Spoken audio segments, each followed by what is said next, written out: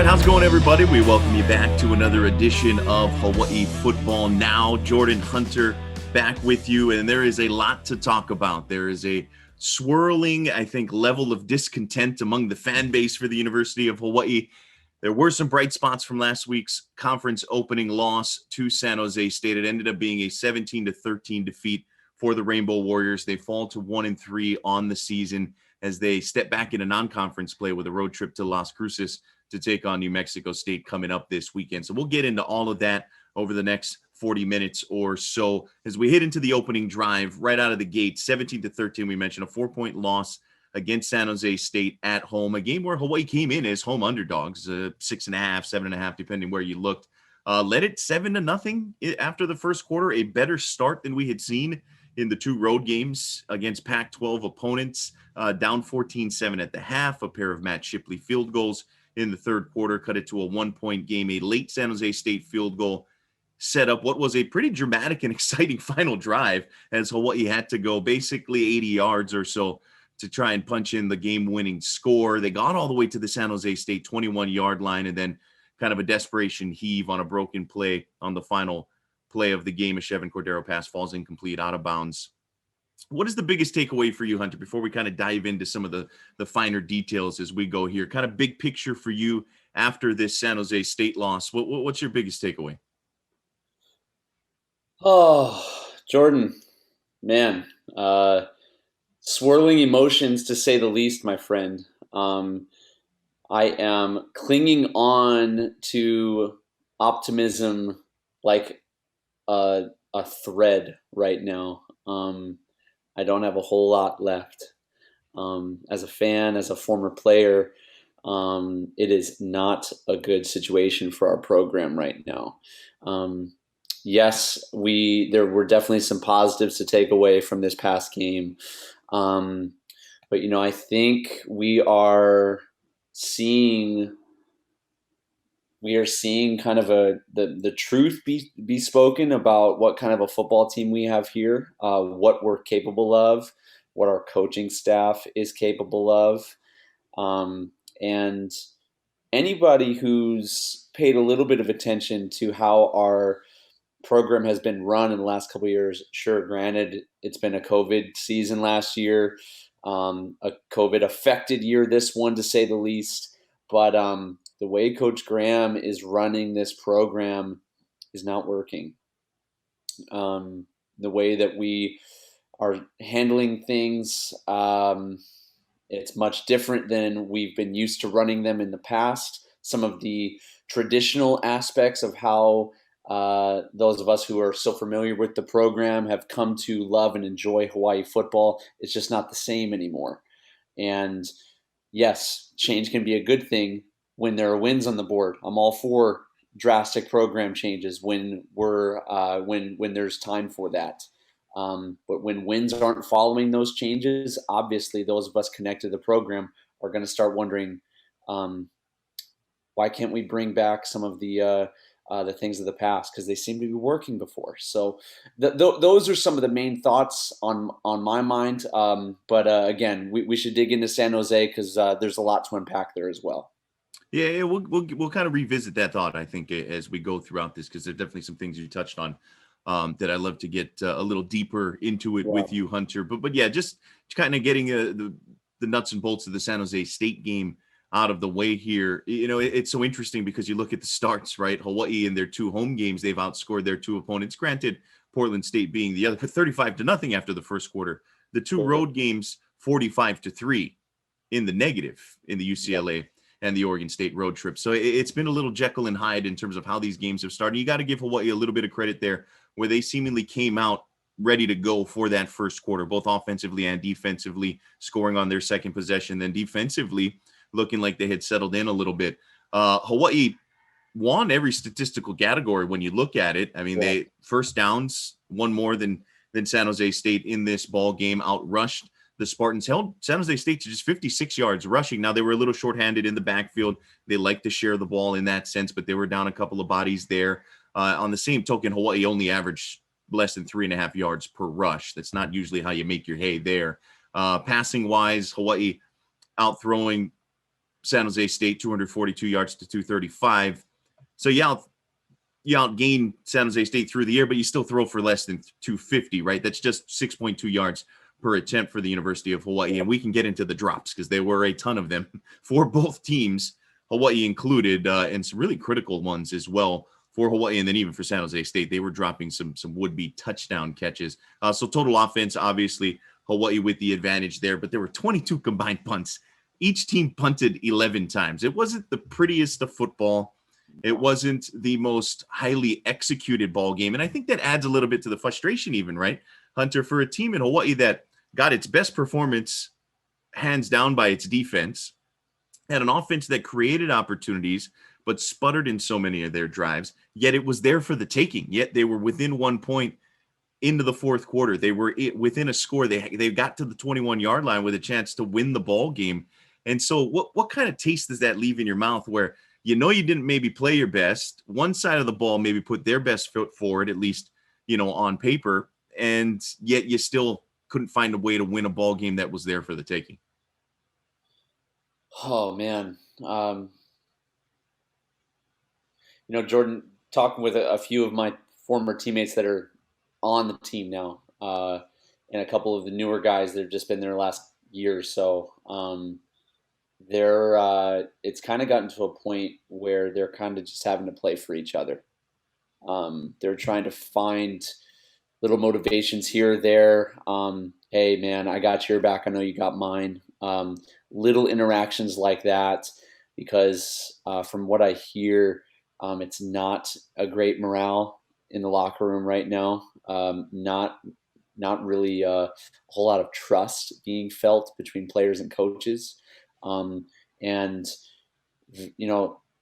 this was reminiscent to my my junior year, or my sophomore year, whenever Norm Chow was let go mid-season.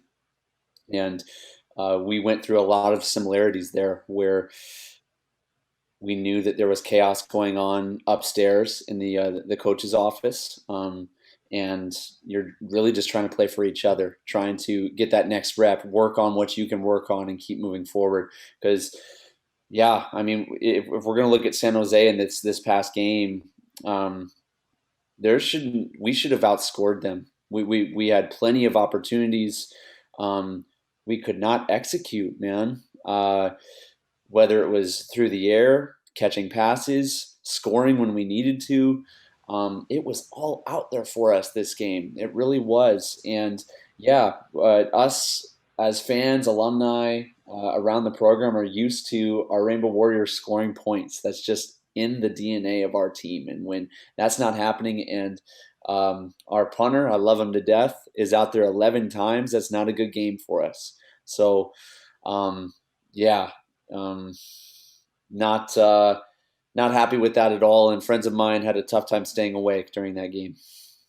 Yeah, it was tough, right? I mean, some good and bad. You had the Shipley field goals, but they've also gotten 2 punts blocked now on the season, where Hawaii, through multiple head coaches, right, hadn't had a punt blocked in like a decade.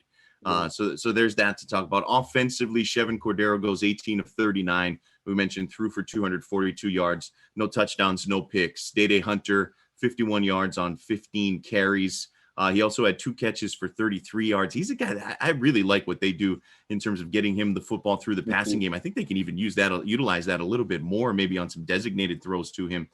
Calvin Turner, 7 rushes, just 16 yards, did have a touchdown on the ground, 4 catches, 56 yards. So you look at 11 total touches for Calvin Turner in the ball game. Nick Mardner has turned into kind of the go-to wideout, 97 yards on 5 catches. Jonah Panoke, Aaron Cephas, Jaron Smart sort of mixing into various degrees of success as pass catchers along with Nick Mardner and Calvin Turner. We mentioned a number of drops. It was so interesting, right? Because Hawaii put together some drives in this ball game that we saw some of the things start to click, but then mixed in the drives where they weren't able to. I mean, it was kind of feast or famine. There were 6 3-and-outs amongst their 16 drives in this ball game. That's not counting the drive that started with like 10 seconds left to end the first half. So 16 drives, if you will. 6 3-and-outs. 4 other drives ended in punts after just 4 plays. So basically a first down right out of the gate, and then 3 straight plays where you don't where you're unable to pick up that second first down, and one drive that ended after a fumble on the first play of the drive. You remember that late in the fourth quarter, the Jarrett Smart catch and then Totally, fumble. exactly. So that's 11 of 16 drives, Hunter, that really you don't get anything going at all, right? There's maybe you battle a field position or something, you pick up a couple first downs, at least you're able to pin a team back in their defensive territory. So it was kind of feast or famine. We saw that 10-play, 70-something yard drive that resulted in the first touchdown. It's like, okay, you're not necessarily maybe expecting to do that every drive, but it's a little puzzling, I think, as to why it is such a drastic difference with this group, at least from a weapon standpoint. I'm kind of curious to ask you, Hunter, as a quarterback, a guy who's involved in those meetings, right? As you're putting together game plans and what you're looking at, how you're attacking defenses. There's a lot of frustration amongst the fan base, warranted or not, to varying degrees with the play calling and whatnot. But I'm curious, what are you seeing out there? What would you like to be seeing? Some things that are working, some things that maybe aren't, and kind of getting your take on that. Sure, yeah. I personally think this was one of Chevin's best games all year. Again, it's a loss, but at the same time, I've got him on 39 attempts. He should have probably had about 7 more completions right there, and I mean extremely catchable footballs, not extending or diving plays for our receivers. I mean, in stride, in their chest, should have caught those balls. And when you look at that stats-wise, that brings him well above 50%. I thought he was making good decisions right there. And again, no interceptions. And just looking at the stats right now, Jordan, we should not have lost this football game. Our defense played unbelievable. We held them to 56 yards of rushing compared to our 127. Receiving and passing, we outthrew them, and our defense held them to 17 points, which was our defense's best performance all season. What is going on, man? Yeah, no, I think that there lies the extra frustration, right? That makes it an even more bitter pill to swallow. To be fair, San Jose State had a couple of crucial drops of their own, but I mean, you got guys like DeJuan Matthews, who I thought played one of his best games we've seen in a Hawaii uniform, right? With the 6 tackles. Corey Bentley, 2 tackles for loss, a sack. I think he had about a half dozen tackles as well. Jonah Laulu, another sack. So they were able to get a little more pressure on the quarterback than we have seen them through the first 3 games. Kai Kaneshiro had an interception. I think that was a lone turnover forced by, or the lone takeaway from the defense. And so I'm kind of curious for you, Hunter, how much confidence does this group gain from this outing? Because look, just a week ago, I was at least saying that, look, the recipe was probably outscore opponents. Yeah. And look, I don't know if they're going to put up a performance where they're going to keep teams under 20 every week. But if you can, force teams to be uncomfortable at least a little bit in terms of the pass rush, we've seen what this team can do on the back end in terms of, being ball hawkish. But does this build a little confidence even in a loss? I think it absolutely does, especially without having the backbone and leader of your team for the first half of this San Jose game with Darius Muasau. So starting the game without him, knowing that you've got other people needing to come up and make plays, and anytime you can hold a Mountain West offense to under 20 points, you've done your job as a defense and come up with at least 1 turnover. I mean, we won the turnover margin in this game. Defense did their job. I think this is a huge momentum shift for our defense. And then it just comes back to the offense and executing, making plays when we need to. Coming into this season, other than Calvin Turner, Jared Smart has kind of been the leader of our wide receiver core. That's just what I've heard from guys in the locker room right now. They kind of look to him to be the pace center. It's kind of shifted over to Nick Marner, which is great because he's a phenomenal talent, and I think our only receiver over 6'4". So he's got a great big frame right there. Man, it's a little disheartening because Chev didn't turn the ball over, made great decisions, and that game was out there for us, man. So, um, yeah, I think that's one of those things that I would love to watch the film with the guys and see if there were other shots they could have taken, other changes they could have made. It's always tough to observe just from the sideline view of the camera. You can't always tell what's going on with the safeties. But again, I thought Turner had another great game, really patient in making his reads, running the ball. Um, I really can't point as to one thing other than we just didn't get it done, Jordan. Yeah, and so I kind of to zoom back out a little bit, looking at a Yeah. bit more macro and revisiting some of the comments that you had, Hunter, in terms of like it's just not adding up at this point. Things aren't working to the level I think that outside fans were hoping for. I think even within the building that they were hoping for at this point, right in year two. And to be fair, year one was very abbreviated. They were only 13 games into the Todd Graham era, which is like a normal season, right? In terms of Hawaii football, normal regular season. It hasn't been that long. But my question to you, like, what is it? We've seen slow starts. We've seen much better starts. We have seen the defense look pretty bad and then turn it around a bit. Second half, you could argue against Oregon State, saw some flashes, and then the 60-minute performance against San Jose State. But when the defense starts playing better, the offense looks wildly inconsistent and is failing to finish drives and is failing to just stay on the field at times. Whereas, we saw them put up 28 points in a quarter against Portland State. We saw them come back with a vengeance middle of the Oregon State game. And so why such volatility when it comes to performance from this team, both sides of the football, top to bottom? Jordan, I've really tried to ride the fence as much as I can through this podcast, other segments with ESPN Radio. Um, I think a lot of it comes down to our players not having a firm grasp on what is expected of them and what kind of an offense we are running. I've heard it from multiple sources, from Greg Salas to Rich Miano, RJ Hollis, friends of the program here, and who have and played and coached at Hawaii in the past. And we can't put a finger on what this coaching regime is attempting to do on offense. We can't figure it out. Some games, the name of the game is get Calvin Turner the ball as much as possible. Similar to back when Norm Chow would give Joey Iwasefa sometimes 35 carries a game because that was all we had. Um, Other times it seems like we're doing trick plays, trying to do other stuff.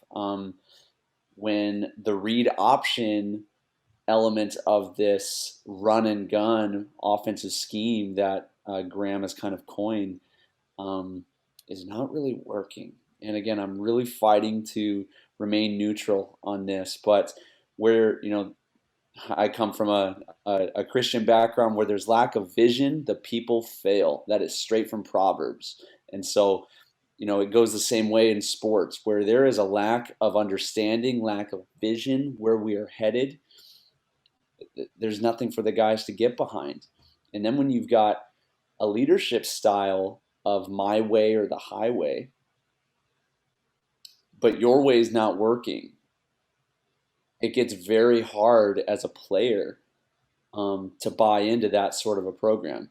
And so I'm optimistic. I really still believe that there could be a way to right this ship. We still have a handful of games in front of us, and I know we'll break into that a little bit later on. But I really believe the source of our issues are actually internal, and lack of understanding, lack of vision, and not really sure where we're headed.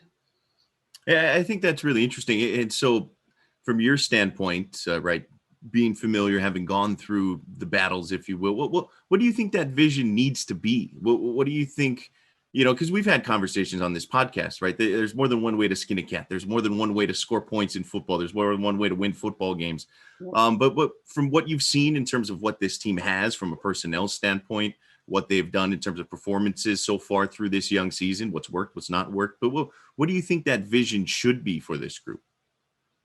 Uh, you know, I don't know if I can point to one necessary thing, but just choose one and stick with it. If it's giving Turner 35 rushes a game, then stick with it. If it's throw the ball down the field 45 plus times a game, stick with it. One thing that has been made clear, however, I will preface this statement with I thought the O-line did really well this last game. In the first 3 games of our season, it was clear that we needed to get the ball out of Chevin's hands as quickly as possible. So it's been a little bit different in hindsight of what has transpired against San Jose, because we were able to get rid of the ball. And if we catch the ball when we were supposed to, I know that we outscore them and probably put 35 on the board. I really believe that. So with that, I think they're close. I think that they're close. One way or another, from an offensive side, I really don't care what your identity is. You just need to stick with it for your guys to get behind. Yeah, I think that makes a lot of sense. I really do. I think having the conviction to kind of really sell out in terms of whatever that identity is, right, and go all in, and we'll see if maybe they're slowly getting there, and we'll see this coming weekend against New Mexico State. Yeah, go ahead, Hunter. No, yeah, and just one more thing. This group of guys, from a player's perspective, have been through more in the last 2 years than any other program has ever been through in terms of resilience, rolling with the punches, week in, week out. Starters that you thought were going to be with you, and then all of a sudden they're in COVID protocol, and then you got to make shifts. They're not hurt; they're just in this new reality that we find ourselves in. And so, if on top of that, your schemes aren't dialed in, and that adds yet another layer of resilience that you have to rise to, and another set of rolling with the punches. Man, I feel for these guys. It makes all the sense in the world why we are playing in the manner that we are, because there's so much being thrown at them. It's hard enough being a student athlete at the Division I level. You have so much that's being asked of you. And so, yeah, that's kind of my read on what's been happening in this situation.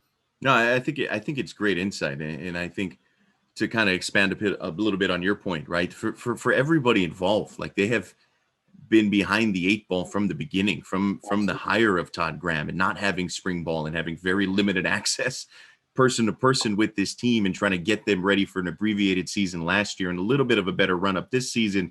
And then you feel like, okay, we're getting back to normalcy, and the fact that they haven't had fans in the stands for the first 2 home games when they expected to just a month or so ago, and so that is just not easy, and it's hard to quantify, I think. And we will add that the band was allowed to attend the game, and that added a little bit of something, at least, right? You get some sound, some natural football soundtrack to it, and those band members were trying to make as much noise as they could when that team was trying to get stops down the stretch. But I don't know if there's really any way to quantify the impact of not having fans and not having that atmosphere, that ambiance. Does it result in a 4-point swing, right, where Hawaii all of a sudden wins that game? But if you can put it into context as best you can, Hunter, how big of an impact has that had? Just knowing that these guys are out there, and they know, right, their parents aren't even being allowed in, and we can have that conversation about what makes sense and what not. But it's not easy to ask these young guys to go out there week in and week out, and not being able to perform in front of, at the very least, friends and family. Absolutely. I mean, it's Division I football. You thought whenever you committed to coming and playing that you were going to get the Division I experience, playing in front of D1 crowds. Obviously, they're still being able to get showcased on national television at various times, but it's I know it's disheartening. It's never an excuse not to play your best. You go out there for yourself. You're playing for something bigger than yourself. That's the beauty of football, particularly as a sport. But yeah, out here in Hawaii, because you're so far separated, the majority of our team is from the mainland. You already feel disconnected to reality in some sense, just because it's everything you knew is back on the mainland. You feel disconnected to your family, and then throw on top of there this quote unquote football season without fans.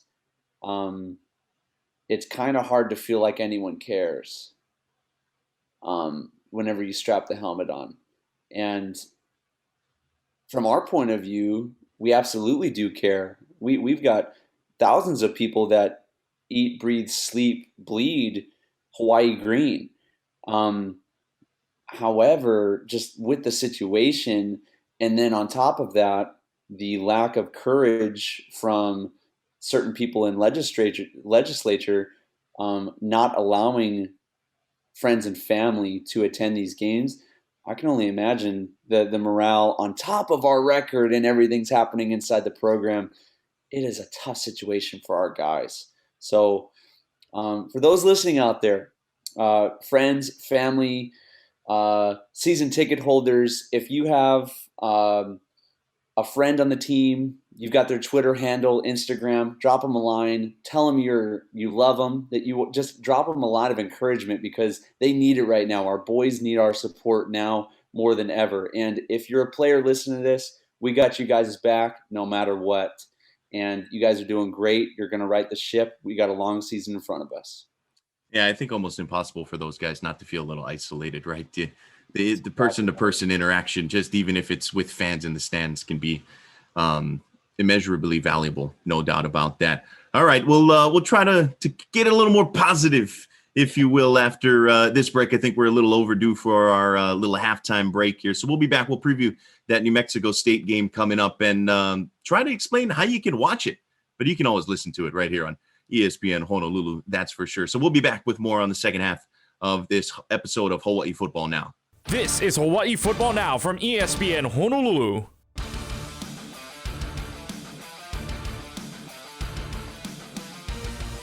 All right, so back for the second half of our episode here on Hawai'i Football Now. Jordan Hunter with you. New Mexico State coming up this weekend, a trip to Las Cruces. This is the first of two matchups this season against the Aggies. The second coming in Manoa in about a month's time, sandwiched around Fresno State at home and a trip to Reno to take on Nevada. Hawaii staring at the proposition of needing to win 6 of their final 9 games, basically needing to go 6-3 over the last 2/3 of their schedule to get to bowl eligibility. New Mexico State, they've been sort of in purgatory, if you will. They've been independent for the last 4 years. Have largely been independent since the WAC dropped football in 2012. They did have a 4-year stint in the Sun Belt, did New Mexico State, but they're now kind of traveling the country. They'll play a game in Alabama this season. They'll play a game in Manoa this season. They, as I mentioned, they go all over the place. All right, first of all, how do you watch this thing? Now, we always encourage everybody, tune into the guys, right? Tune into Bobby and John and listen to the broadcast on ESPN Honolulu, our affiliate networks, and you can stream it, of course, on the Sideline Hawaii app. This is streaming only in terms of video. Like, you can't watch it on TV. You can't watch it on cable, satellite, anything of that nature. If you want to watch it on TV, you need like a Fire Stick or like a Roku or something with an app, right? It's on flowfootball.com, which is not a Flow Rida football fan page or like a fantasy league started by that annoying lady from the Progressive commercials. It's part of Flow Sports, which has been around for a long time. Some local fans may be a little familiar. Flow Sports actually broadcast the Iolani Classic for a couple of years, the local famous high school basketball tournament. So that just in case anybody had tuned into those over the years, I believe it's about $20 for a month subscription. The good news is you don't just get the UH New Mexico State game with that month subscription. You can cancel it, by the way, after a month. You can buy the year, whatever. But you do get like whatever other games are available on Flow Football over the course of the lifetime of your subscription. So just kind of wanted to get that out of the way. So everybody, don't tune into Spectrum. Don't look for it on FS1 or some obscure channel. It's flowfootball.com, folks, or the app. I guess they got an app too. Right? Wouldn't you say there's probably a solid chance someone's streaming it through the Hawaii Football Facebook fan page? Yeah, there's going to be bootleg stuff, I'm sure. That's probably inevitable. Okay, yeah, all right. That's probably It's just kind of the way things where I work, right? watch it. So Yeah, get a buddy, find out, go to Big City Diner. I think that's where Gary and the crew are setting up the pre and the post game. So, yeah, Flow Football. That's where you got to watch this thing. The rest of the games throughout the rest of the season are either on Spectrum or nationally televised. So, just wanted to make sure everybody was aware of how you can watch this thing. And hopefully folks are tuning in to support the squad or finding a way to listen into the radio and take this one. Hawaii 17-point favorites on the road, even at 1-3. So that kind of gives you a little bit of an idea of where New Mexico State is in terms of their program trajectory. They're also 1-3. We mentioned former WAC rival of the University of Hawaii. Losses to Utep. That's a rivalry game right there on the Texas border, where Las Cruces is in eastern New Mexico. Lost that one 30-3. Lost at San Diego State 28-10. A little respectable there against one of the upper echelon teams in the Mountain West, and then lost the other rivalry game on their schedule at New Mexico a couple of weeks ago, 34-25. Picked up their first win last weekend at home against FCF South Carolina State, 43-35. In that one, a pretty exciting ball game, but just a one-score game against the FCS SC State. As we mentioned, first of two games against Hawaii. This New Mexico State team, very similar to Portland State, where they did not play any games in 2020, had that completely wiped out. Did play two spring games earlier this year in 2021, a loss to Tarleton State and a win at home against Dixie State, both FCS opponents. And then in 2019, their last full season, they went 2-10. So it hasn't been great for this squad really since they left the Sun Belt and went back into independent status. This is the 9th year under Doug Martin. That last year in the Sun Belt, they actually went to their first bowl game under Doug Martin, and their first bowl game since 1960. Yeah, 1960. That's how thin success has been for New Mexico State. So it's going to be really interesting. You would think this is a get-right game for the University of Hawaii. We mentioned 17-point favorites on the road. The Aggies have played multiple quarterbacks this year. We assume it's going to be Dino Maldonado, who has started the last two games and threw for 3 touchdowns against South Carolina State. Jawan Price has been the primary ball carrier, also a really good kick returner for New Mexico State, someone to keep your eye on there. Omari Samuel shares time with him in the backfield. They've got a really good offensive lineman. I don't know in terms of like professional caliber or anything like that, but he is one of the better linemen sort of in the West region, if you will. Sage Dotatter, who is their left tackle, 6'7", 340. The dude is a monster.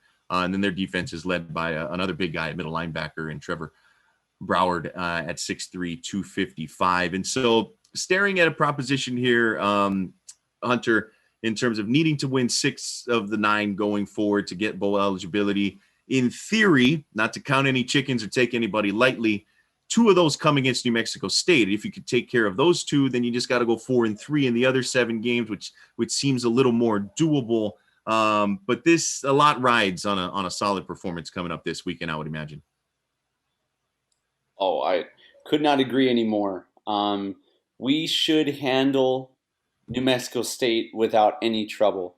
And not only should we need to.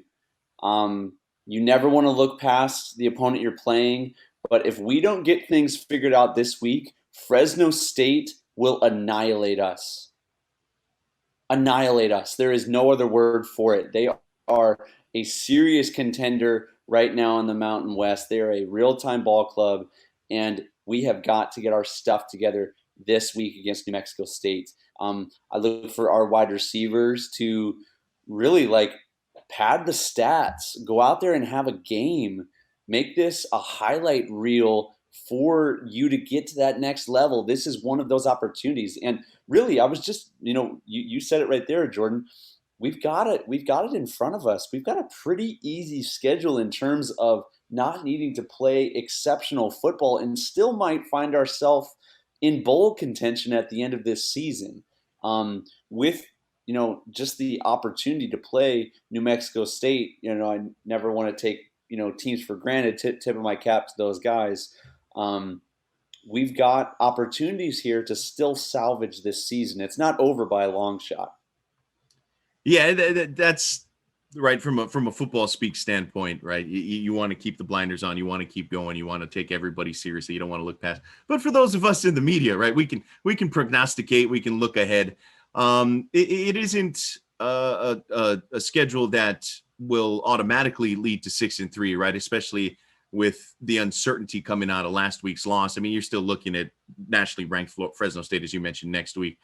San Diego State coming to town later in the season. Road trips still to Reno, to Laramie, Wyoming, to Logan, Utah to take on Utah State, right? Which are never easy when you're going to the Mountain Time Zone, especially like Laramie late in the year. I think that's right around Thanksgiving. That's no given, right? No matter what the record is for the Cowboys at that point. So it's going to take a lot. Don't get me wrong. It is going to take a lot to get to 6-3 over the final 9 games. But if you take care of business in the 2 matchups against New Mexico State, that'll go a long way. And I was curious to kind of ask you, Hunter, because football, right, as a guy who's gone through this, things change so much week to week, right? It is a week to week sport. You can look great one week, and that really you can look terrible the next week and then flip it around again, right? Teams talk about going 1-0 every week. Teams talk about flushing the previous week, focusing 1 week at a time. And so kind of curious, right, with the bitter taste in everybody's mouth after San Jose State, a nice performance, a big win against New Mexico State. How much can that change things in just, 7 days time? I think it could change things drastically, especially with where we're at right now. I don't know if we're at a rock bottom. It certainly feels like we're close to one, if I'm being brutally honest. And so if we're able to bounce back with a win, although everyone in that locker room would agree we should smoke these guys, it's still a win. We make that 1-3 turn into 2-3, and the wheels are starting to turn again. We talked in the first segment, Jordan, about an identity. If we're able to get some things clicking on offense and get some momentum with some of those sure decisions from the coaching staff, and then a clearer vision for our players, I think that's a tremendous step forward, getting into the heart of conference play for us. And so, again, I think that the defense had a terrific bounce back this past week after the game against Oregon State. So I think they're already trending up right now for the defensive side of the football. They're already doing what they're supposed to be doing. Now it's just offense's time to execute the way that our talent is supposed to. Yeah, momentum's a funny thing. It can change on the drop of a hat, a big score, a big touchdown, or maybe even just a big win, which Hawaii will look forward to coming up this Saturday. Afternoon start time, Hawaii time, 2:00, I believe, is the kickoff. Again, you can listen to all the action right here on ESPN Honolulu, or if you find your way to Flow Football, right, you can still keep the radio going. We encourage that, no doubt about it. Hunter, before we head into overtime and kind of put the bow on the New Mexico State matchup, do you have any other final thoughts, or we kind of close things up? Yeah, I think Shevin has been playing really well. Again, I'm a quarterback, so I'm going to look to him first and foremost. I'm hoping that he can settle down and start to find his rhythm like he's supposed to. You could tell towards the end of the game, like he was really throwing those balls hard this past game against San Jose, really trying to make things happen. And the guy's a fighter. I'm hungry to see him have the performance like he's capable of having. And so that's one big thing I'm looking forward to in this game against New Mexico, because it's out there for him to have.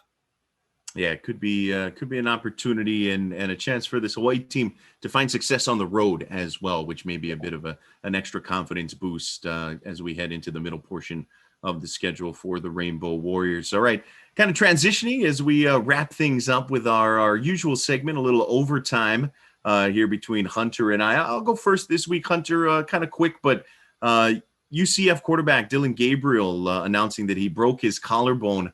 Won't require surgery, but unsure on a timetable, injured on the final play. What was kind of a fire drill, sort of lateral, try to score a final touchdown against Louisville in a wild back and forth game, and hate for him to be injured, and especially on on that final play when the game was basically decided. Those Mililani quarterbacks, right? Those Hawaii quarterbacks, particularly Mililani high school grads, whether it's been Mackenzie Milton or now Dylan Gabriel, they have found a ton of success in Orlando for the Knights, but they've also just had some bad injury luck, man. And hopefully Dylan is back sooner rather than later, and all the best to him. Absolutely. Yeah. All the best to Dylan. Playing phenomenal football right now. If you didn't get a chance to watch that game, go over to YouTube and search the highlights from that, because that game was freaking wild at the end of that, the way that thing ended up. My hot take was the interception from the Oklahoma-Nebraska game. If you haven't seen that one yet, look that one up too. I have a brother who's actually at Oklahoma right now. He's a student there, and he was down near the sideline and said it was one of the craziest catches he's ever seen. It was a play near the end zone, jumped up, caught it with one hand, and found a way to hold on to the football.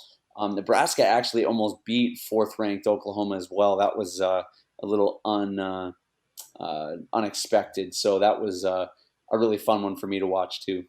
Yeah, of course, Scott Frost, he's got the UCF connection there, the former head coach. I'm not going to be that guy, but Hunter, I just know you had to have had a football coach at some point in your career who would have gone into film and said, that's a selfish play. You got to knock the ball down. It's fourth down, right? You lose 20 yards of field position on that pick.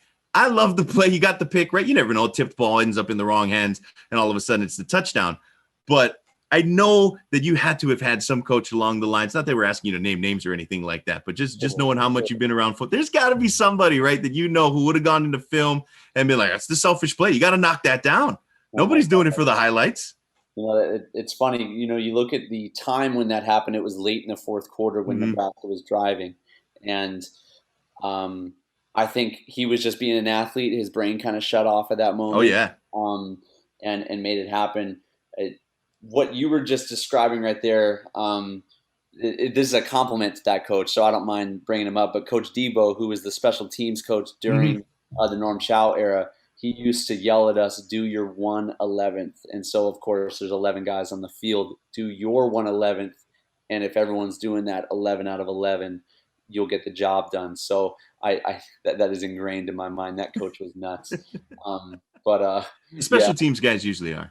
Special teams coaches are always the craziest, man. They always are. There was one time Coach Chow had me covering scout team safety duties. I was playing safety, and Coach Debo was behind me, pacing back and forth, saying, he'll do whatever it takes to win. He'll do whatever it takes to win. And I'm looking around. There is no one there. He's talking to himself. So I had a moment where I'm like, I believe this guy. I believe he will do whatever it takes to win.